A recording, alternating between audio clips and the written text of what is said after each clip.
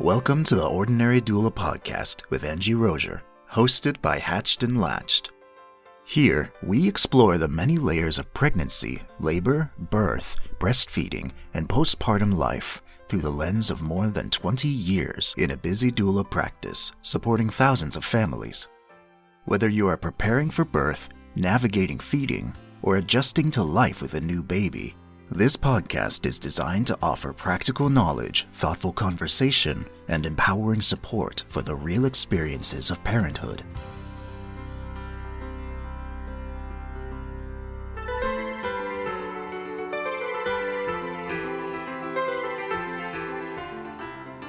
Welcome to the Ordinary Doula podcast. My name is Angie Rozier. I'm your host, and I have, again with me today, a really awesome guest, Dr. Kasha Unes, and she works with pelvic floor PT.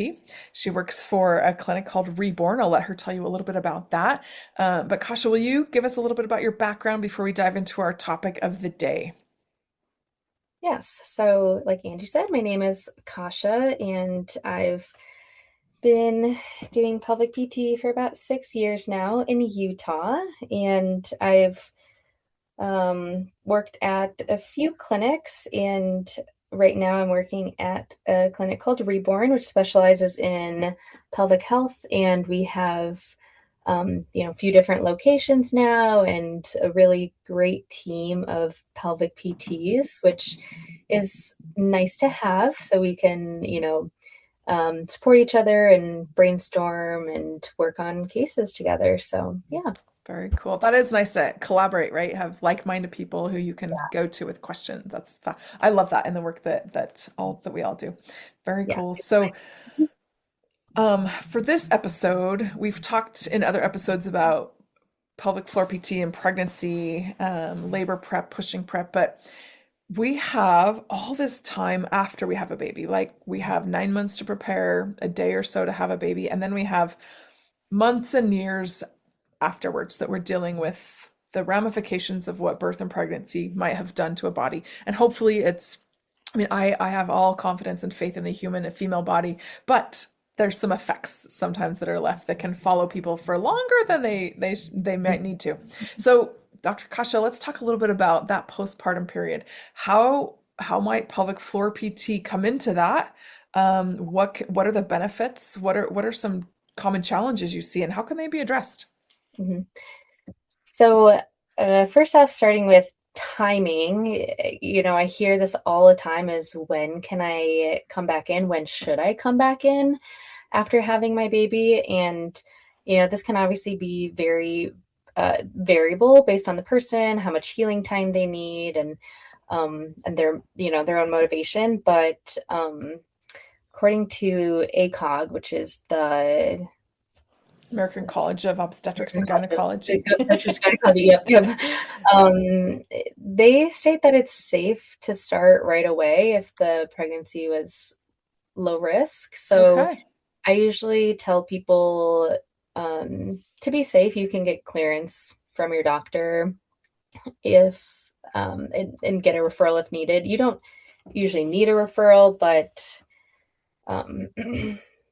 yeah, you can at least. I didn't know that. That's interesting. I thought it was, my awareness was it was like 6 weeks or so, but I didn't know it could be done earlier. Yeah. Cool. So, I remember I looked into it, I did a deep dive, and I was like, we see so much success with seeing women prior to 6 weeks. And I was wondering why are we waiting 6 weeks? Yeah. And I think it's because you typically have your postpartum visit at 6 weeks. So that's just the time that you get asked if. Right. It's just coincidental. Yeah. Which honestly, going down another rabbit hole, I don't want to get too far into it. That so much goes on in 6 weeks on so many things. I wish we did visits much sooner than that. But anyway, so we can see pelvic floor PT sooner. That's lovely. You can. Yeah, definitely. And we still don't do internal exams or internal works prior to 6 weeks, but there's still plenty to address within that time because, like you said, there's a lot going on, and we still have to, take care of a baby and take care of ourselves, the house. Recover. Yeah, like it'd be great if you could, had all the help in the world and could Mhm. actually just like Take care of yourself. take care of yourself for that time for 6 weeks. But even if even just like if you had all the time in the world to recover and rest, 6 weeks is still a long time to not be mobile. Like Yeah, it doesn't even feel good on your body. right. So so It's a things fine a that fine balance, really, right? Of yeah. rest, So recovery, mobility. yeah, so obviously we don't want to push it. Like we still want to respect the body's healing and your energy levels and everything.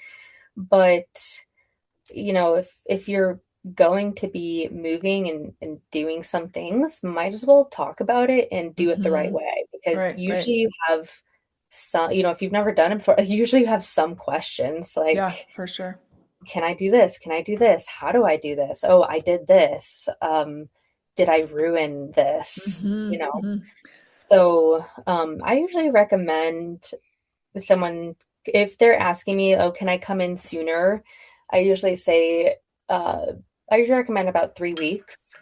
So, but I leave it up to them. I'll say, okay, let's schedule something 3 weeks out. But if you're feeling like, I just need more time, I'm Hmm. like, then Great. take that time.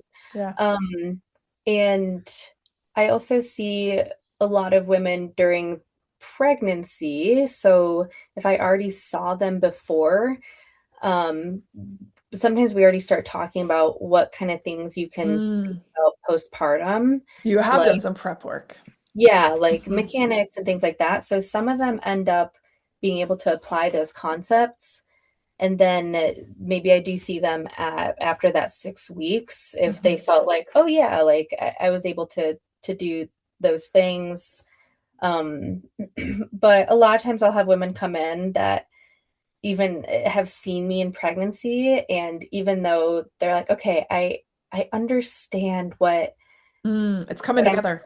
do, yeah, but I still want you to take a look and check because Mm, things feel so different. yeah. So even like something that I think is overlooked is diaphragm mobility, Mm, diaphragmatic breathing, because if you think about it, your diaphragm at the base of your rib cage and your lungs is a lot more limited and has less space when you're mm, pregnant. So right. um, afterwards, it can feel a little strange, like, oh, it actually Mm, it has has mobility, space. space, and a lot of times we have to like retrain it and get it to activate and engage. And diaphragmatic mobility is really huge in just overall pressure management and um, mechanics of the pelvic floor and the core as well.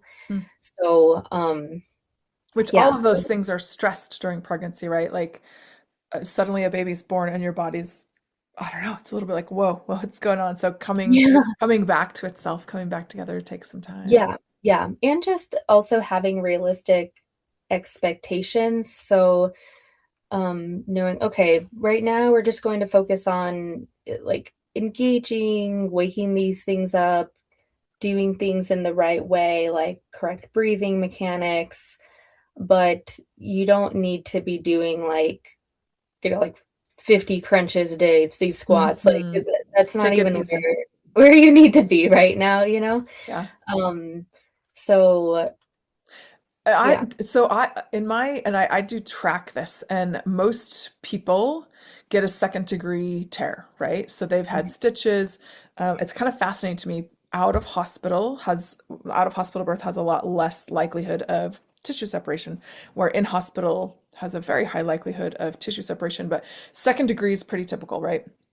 Mhm. And people report, and I don't know what you're seeing, but people report sometimes like pulling or stretching, like they're curious about the stitches or they're worried about the stitches as those are healing in that immediate postpartum period. And sometimes there's pains that last a long time, right? So when we're looking at most everyone has some kind of tissue separation with delivery, how can people be cautious of that in that healing process?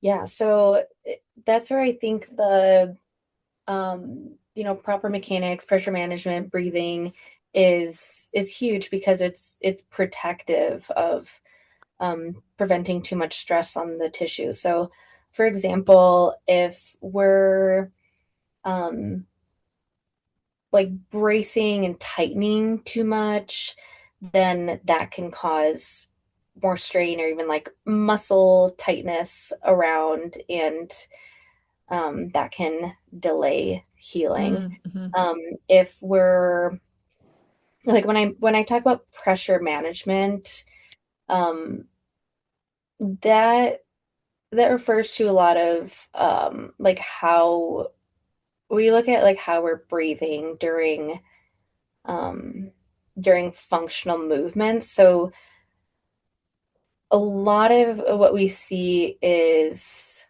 breath holding Mm. or um, or like inhaling as you're supposed to be exhaling. So for example, if you were to do a crunch and say you're holding your breath and you're crunching up, you're using your abs, where's that pressure going to go? Mm. It's going to go down, and Straight you're down. straight down, you're closing your mouth, and where's the other opening is down. So it wants to go that way. Um, if if we're pushing for a baby, then Mm-hmm. yeah, great. That's what we want. But we don't want to be doing baby pushing when we're trying to reduce pressure and stay continent. Mm-hmm. So even the cue of exhaling on effort can go a long way. So think, now say you're doing a crunch or like you're getting out of bed. If you're doing it as you're exhaling, Mm. you're giving that pressure an out. You're Hmm. directing it more towards your Or mouth, up. but Yeah. then up. So then there's less pressure on the pelvic floor, the core. Um, so that's something that I really like to teach is that, okay, even if you can't feel like too much activation in pelvic floor core, or you're not feeling a stretch, or at least be mindful of exhaling and don't hold your breath. Less pressure on it. Less Interesting. pressure, yeah, and even just that tip or reminder can go a long way. That reminds me, I have two clients come to mind over the years who had you said incontinence, and a lot of people Mhm, over maybe not immediately after delivery, but at some point in their life, in their adult life mhm, after having babies, they'll have incontinence, and we I think culturally we accept that as normal. That's weird to me, mhm, but two people in particular had, and young healthy people, both of them happen to be runners, which is interesting. mhm, One of them like an ultra marathoner, the other one loves to run, hike, but both of them, their lifestyles immediately after delivery were incredibly limited by incontinence, and there was pain, and this had a huge impact on their mental well-being in postpartum as well, which we already got a lot going on in the postpartum period, mhm, but the constant physical pain and dysfunction, and not being able to do things they just, not even just basic daily activities, but things they loved. And we're talking like weeks later, like months later, mhm. we're not able to run or have intercourse without pain. Like that is a big toll on mental health as well, right? And so, how can postpartum PT, same things, I assume, right? Like addressing a variety of gravity. Like there's different people have big situations and small situations, and this can address a lot of that. Yeah, that's a really good question. That's something that we see a lot. So, we were just talking about the beginning phases of postpartum, but really you can deal with postpartum issues for a long Rest of time. your life.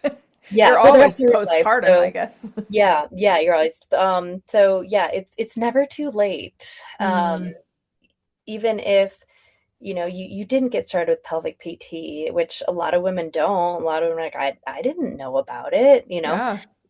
There's still a lot that we can do um, to help in those cases, especially, yeah, incontinence.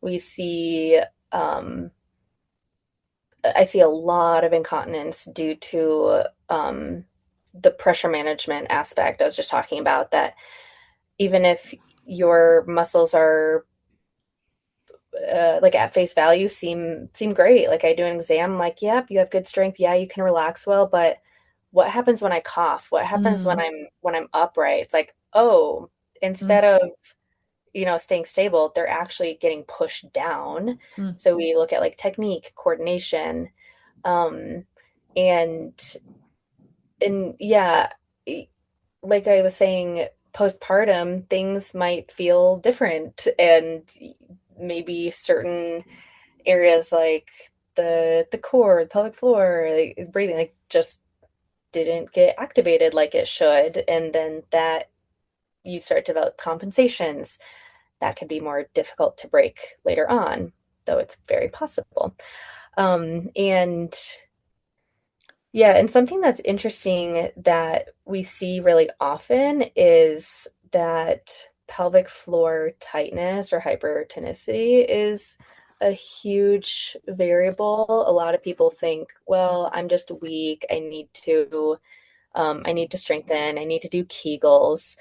But you'd be surprised how often tight pelvic floors cause more of an issue. mm, Um, so when someone's, maybe they're holding tight due to like stress, pain, anxiety, or they have like scar tissue that didn't get worked on, which is something that we can work on, mm, is like manually pelvic PT, do a lot of like scar tissue stretching, mm. mobilization. Cool. But anyway, so pelvic floor is tight. You can develop weakness as well. So when muscles are tight, they can be tight and weak. So if Interesting. muscles are stuck, they're not working like they should, then it's easier for them to But leak. but they're So kind of barely hanging on, right? they're If barely they're hanging tight and on. weak. Yeah. Yeah. Mm, So something we do a lot is use the concept of like lengthen in order to strengthen.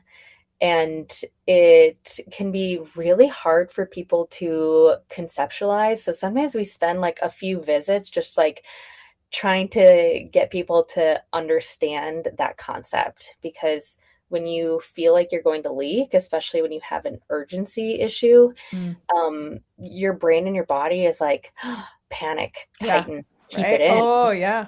Mm. And then we learn, well, that can actually be reinforcing the issue and is what's causing you to leak. Interesting. Yeah. So yeah, we need the body to learn to let go in order to be strong and work through all the ranges and Interesting. yeah, so we just see basically how is the pelvic floor working outside of other like external stimuli or like certain tasks, and we work on that. So okay, the muscles aren't engaging. Let's give you cues. Let's teach them to engage. Let's strengthen them. Okay, muscles aren't relaxing. Let's figure out how to relax them, stretch them. Okay, coordination is off, endurance is off. We're doing it in the moment. But Hmm. then we also address, okay, now what's happening when you're doing the thing. So Hmm. someone could look great on an exam, like on the PT, on the table, and then they're like, well, every time I get out of bed, I leak. It's like, Mm, okay, what's going on in that moment? mm, Um, or like with the running aspect, you'll get a lot of people who, when they're running, they think, okay, I need to like tighten. I need mm. to, um, And some of this is subconscious, right? yeah, it's so subconscious, and we actually try to teach the muscles to relax and not be in like max contraction, because when they're in mid ranges, they can actually absorb the load better Mm. when you're running and when you have that pounding effect. So yeah, so we do have to get creative sometimes to Yeah. like recreate these scenarios, but yeah, but To it's cool. address. Yeah, but it's Yeah. cool to see, women that have had certain issues for years see some progress. I'm like, oh my gosh, I didn't know I I could had no idea. I could sneeze or cough Hmm. without leaking, Yeah, yeah.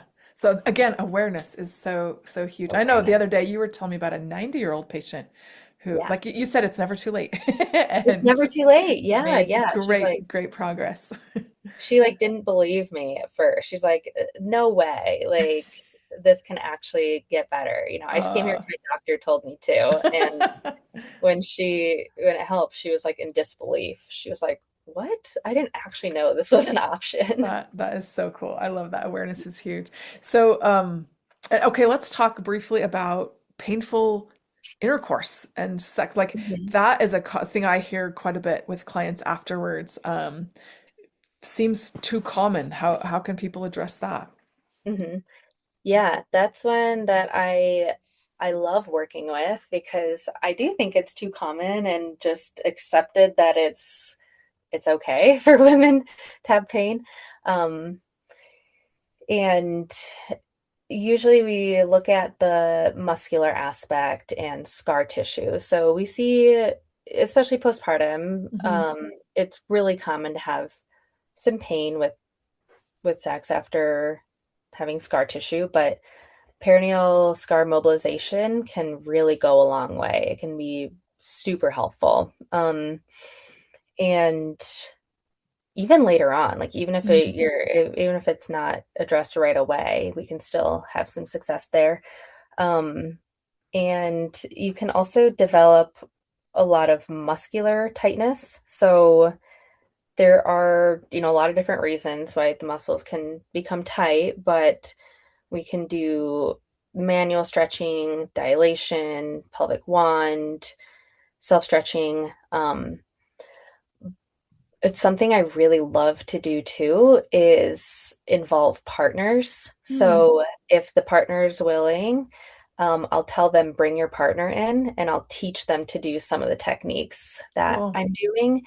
And it's really fun to watch the dynamics. Yeah. And um, and I think it also really helps show the partner what the woman is going through. And it helps them be more mindful in the Hmm. moment. So Right.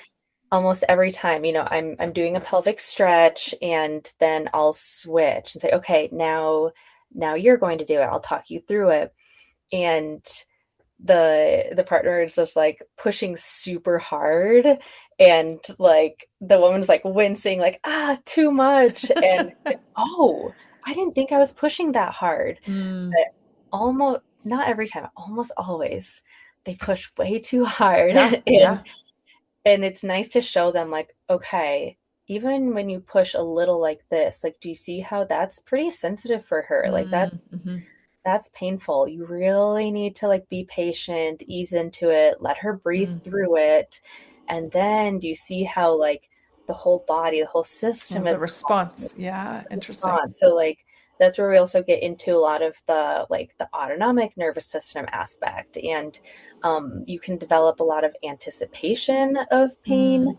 So even when the tissues and the muscles are more flexible and working better, if every time you've done this activity, uh, Hmm. your body and your brain Right. associates with pain. Think about the pelvic floor, it's a vulnerable area, right? So it's Right. like, I gotta protect. So we work on a lot of like trying to reduce those like anticipatory reactions. Like diaphragmatic breathing can be super helpful. um, and and we can do like a gradual, kind of like a gradual exposure approach. Mm. So kind of like you have to like regain the body's trust. Like, okay, we're Right. pushing a little bit here. Okay, that's okay. I feel okay. Okay, now we're Hmm. going to stretch a little further. Okay, okay, I don't need to panic. So Hmm. it's a lot of like gradual work, a lot of patience. And I say, like, it can seem like you're taking a step back, but you're really doing that in order to like move forward, take Be able to. yourself Yeah. moving forward. Yeah. So, Cool. Cool. Cool. um, yeah, so that's a fun one to treat for me. Oh, I yeah. I enjoy love it. that. Yeah. It's huge. That's important. So Yeah. very cool. Cool. Yeah.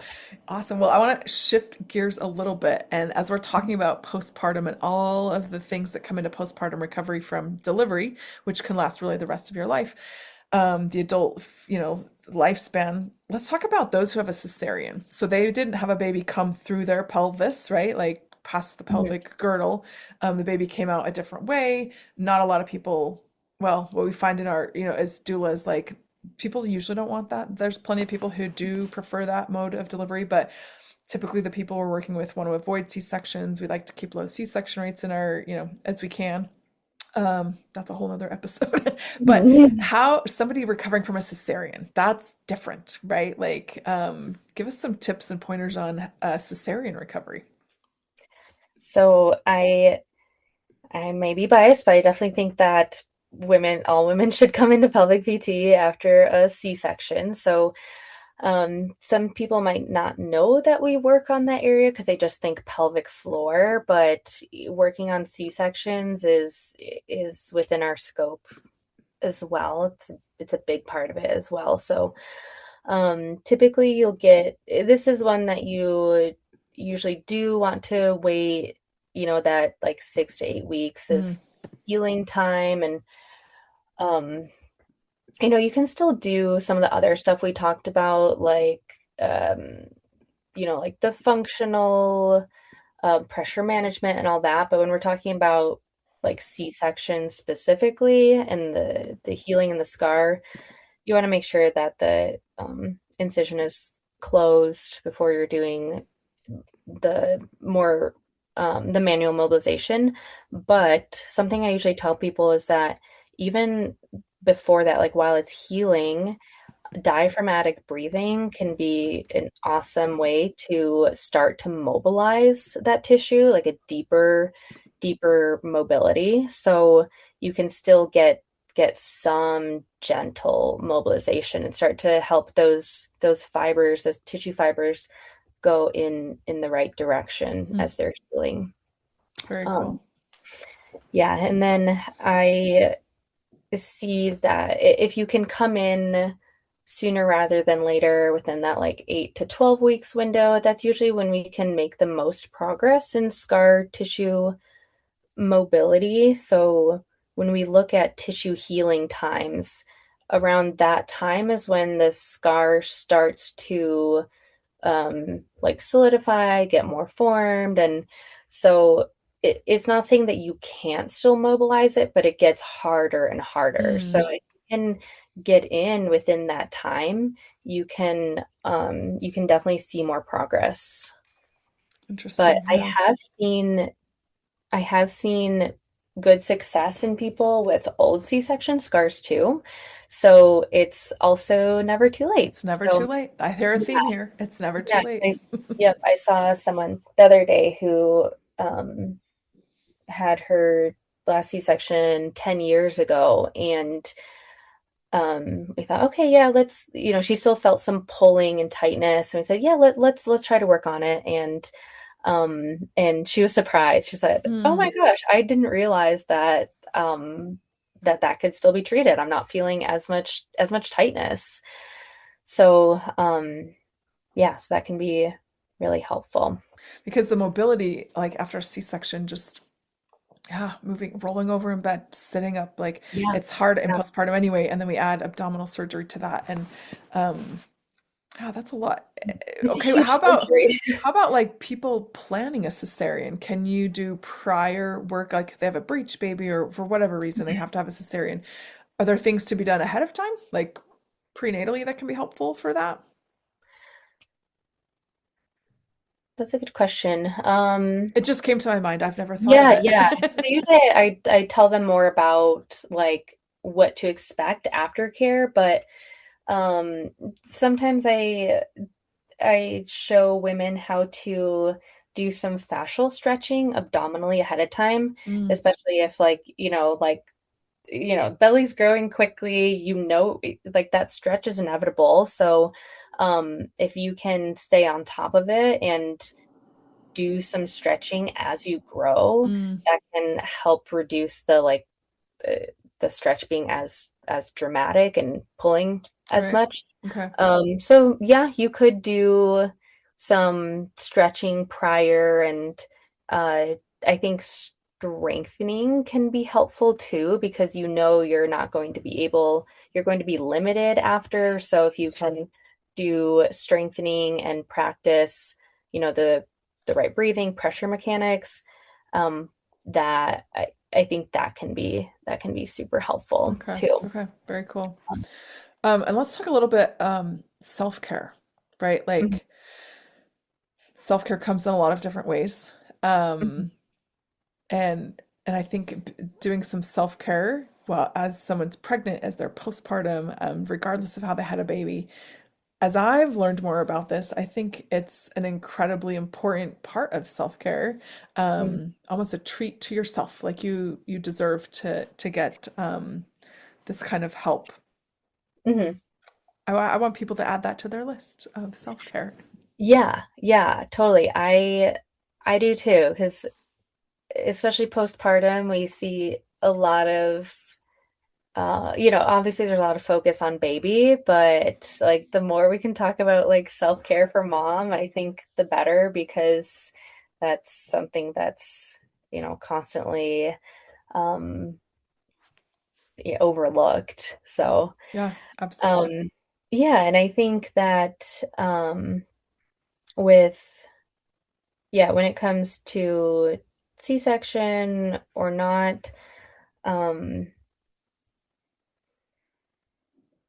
it just like respecting what the mom went through, I think can be helpful too. And if, in the case of C-section, if like she wanted it or not, or it was an emergency or traumatic, even just like giving that space, that it's Mm, like it's okay to be upset about it. Like, you know, it's of course we want to focus on positive too, but right. sometimes women kind of need that period to It's almost like mourning, like for some. mourning, yeah, like, and like work through the trauma of it Hmm. in a way. So, Absolutely. um, yeah, yeah. Very cool. Very cool. So, if I may, I know that you have had a baby, right? Yeah, yeah. And what you were in this field when you went through that. Um, if you are okay sharing to whatever extent a little bit about your experience, and how what you know had helped, and what you learned having done what gone through this process yourself with your own body, what you learned for your professional life after having done it personally. Yeah, this is a good question, because before I had my baby, I used to tell my husband that I need to have a baby for research, and he was like, "Oh my gosh, like you're crazy." Like I'm joking, obviously, but deep down I was like, "Ooh, yeah, I get to like Curious. experience it, and yeah, and kind of like have my own experience." And not saying that you like need to have a baby in order to like be a provider in this space, but I definitely was excited about that aspect. So yeah, I think during pregnancy, I felt like I had a lot of good tools and knowledge, especially when it came to like the the mechanical, like musculoskeletal aspect. I was like, okay, I need to work on my posture. I need to keep up with my exercise. And I was pretty lucky that I didn't have like a significant like nausea and illness and stuff. So Mhm. but then um labor it was just such an interesting experience, because that's usually like I'm not there, like Right, you don't see that like piece of it. I don't see that piece of it. So yeah, I think for me, I was wanting to see how long I could go without getting an epidural, and tried to do some of the labor postures and stuff. But yeah, I got to that point that I was like, okay, yeah, I think I'm going to opt in. Um and I I really hated the feeling of like, feeling just like immobile, like on Mm, the table. And I was like, oh my gosh, this really feels like a lack of like control and autonomy. And Hmm. even being in this field, I was like, I don't know, it was still like surprising to me. Yeah, yeah. And even I though like, think I think a lot of people are surprised by that. It's something they want, they're planning on, and they're grateful for the parts of it they want, but they're surprised Mhm. about the, yeah, like wow, it's some people are really weirded out by not having control of their body or Yeah, being able to move as yeah, they want. yeah. But yeah, and I did do a little bit of research before, and I asked my provider if it was possible to do like a PCA, so like the patient Mm, controlled analgesia. So yeah, I was hooked up, and I could let it wear off, and then I could like press the mm, button to get nice. more if Yeah. needed. So I did kind of like let myself like feel some pain at times, like I wanted to feel Hmm. a little more. Some So feedback. yeah, yeah. And I was a bit stubborn. Like I knew like I could ask for help, but like I was sitting there like moving my own legs to like roll over and stuff. And You are uh, independent. yeah, so I think, doing it again, I'd probably try to be more okay with like asking for help. But but then when it came to the pushing part, I I did try to be more mobile. So even with the epidural, I let it wear off a little bit, and I did ask for help this time, asking my husband, nurses, and I was like, I'm getting onto like hands and knees. So I was like still like on the back of the bed, and and I was doing all the things like that I teach others, and I was like, okay, I feel something like I don't know, it's really difficult. Um and but it was like going okay, and then I was like, you know what, I can do this. I'm gonna use gravity. So I actually like made like my husband and the nurse helped me get into a squat position. Like I like rolled over like my butt like onto my feet. Oh And yeah. even though I couldn't really feel my legs, I was like, I just know this is like right for me. Like this is what my body and baby needs. And I was like, Cool. in that Very cool. moment, I was like, I don't care what it takes. Like I'm gonna do it. Good for you. And so, like, the nurse was like looking at me like, are you sure? Like, and I was like, just listen to me right now. Like, Yeah, I love that. and um, and I think I was pretty lucky, but I pushed 3 times and Wow. came out. So like it started coming out fast, and the nurse said, "Hold on, stop. I have to get the doctor." I was like, "What do you mean? I'm not gonna hold on. You want me to I'm not stop gonna and push stop up? here. Like, we're progressing here." So yeah, so we were in position, and he popped out. So that's where And you were in the squat position, like you were yeah, squatting. Cool. yeah. Very cool. So I was proud of myself for like Yeah, advocating for myself and being like telling them, this is what I'm gonna do. this is what I'm gonna do. Yeah. So that's where like based on my experience, like I really like love to tell my patients like advocate for yourself, like or find someone that's going to help advocate for you. And yeah, because in the moment it's there's a lot going on. It is, and it's hard Um to advocate for yourself in that moment. You've got because you're doing the work, yeah, right?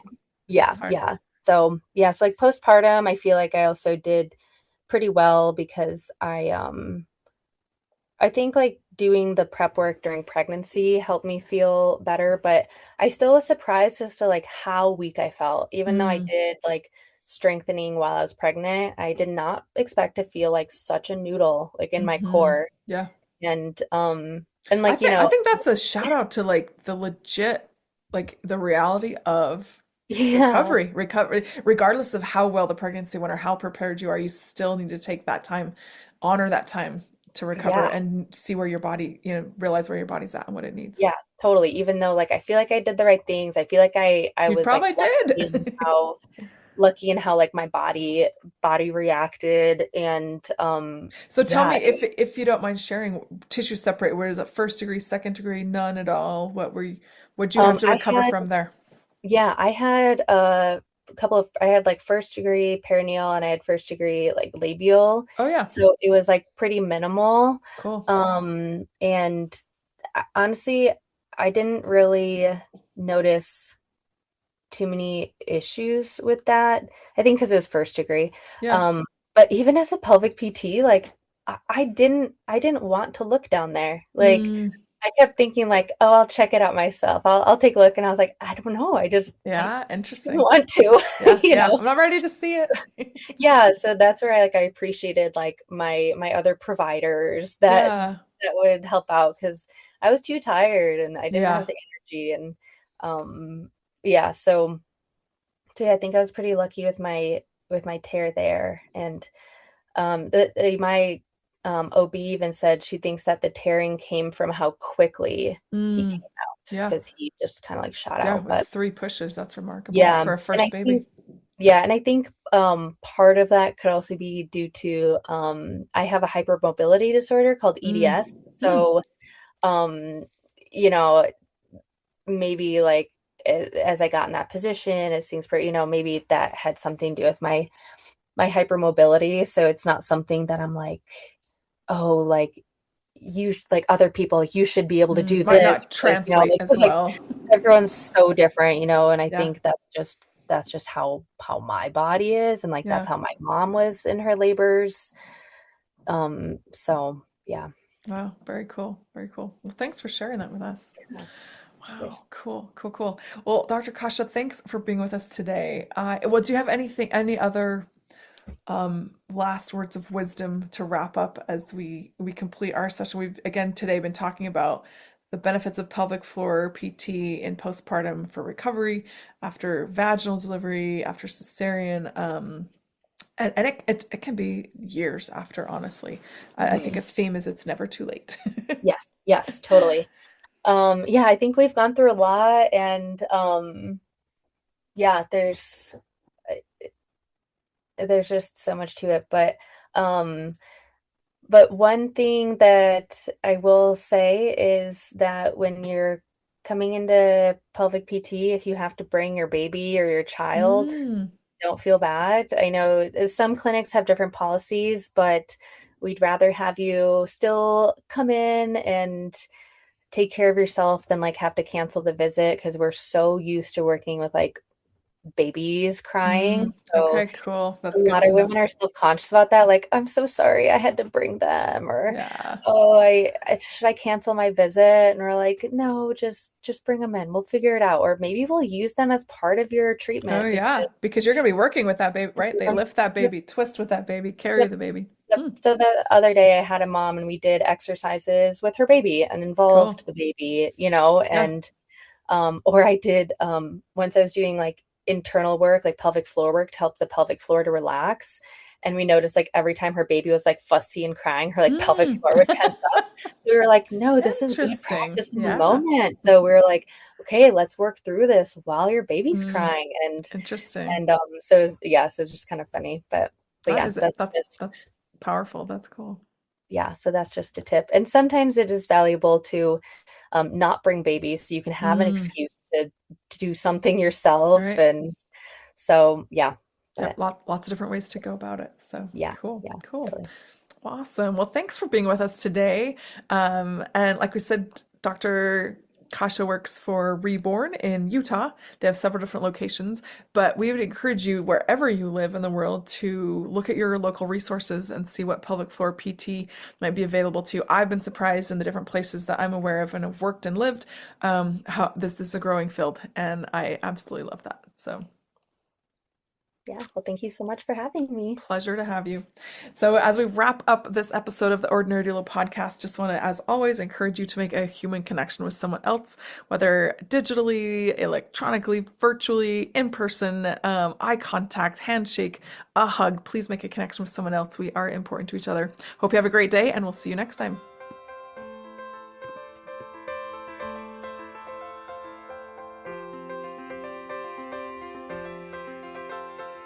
Thank you for listening to the Ordinary Doula podcast with Angie Rozier, hosted by Hatched and Latched. You can find episode credits in the show notes and more information by visiting hatchedandlatched.com. If this podcast has been helpful to you, please leave a rating wherever you listen to your podcasts. Your support helps us continue having thoughtful conversations about birth, breastfeeding, and postpartum life. Be sure to tune in next time as we continue exploring the many experiences, questions, and realities surrounding the journey into parenthood.